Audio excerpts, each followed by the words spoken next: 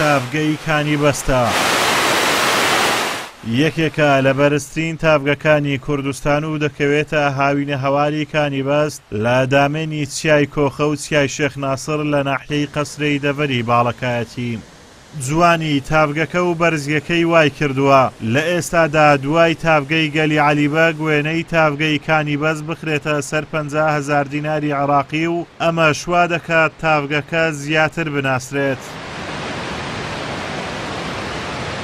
تافگەی کانی بەست پێوەرە زانستیەکانی بوونی تافگەی تێدایە و بەرزترین تافگەی عێراقا، بەرزیەکەی 36 مەترە و 1700 مەتر لە ئاستی ڕووی دەریاوە بەرزە. ئەگەرچی لە ئێستاداکانی بەست ناوبانجی زۆری دەرکردووە، بەڵام خراپی ڕێگاوبانەکان و نەگەیشتنی خزمەتگوزاریەکان وای کردووە هەموو هاوڵاتیەک ناتوانێت بگاتە ئەم تافگەیە.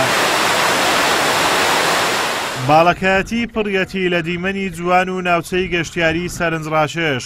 لە ناوچە گەشتیاریەکانی باڵەکایەتی پلەکانی گەرما زۆر نزمن و هەز بە گەرمای هاوین ناکەیت، بەڵام ئەوەی جێگای نیگەرانیە حکوومەتی هەرێم وەکو پێویست گرنگی بە ناوچە گەشتیاریەکانی باڵەکایەتی نەداوە و ڕێگاوبانەکانی خراپن و ئۆتۆمبیل ناگاتە هەموو شوێنێک.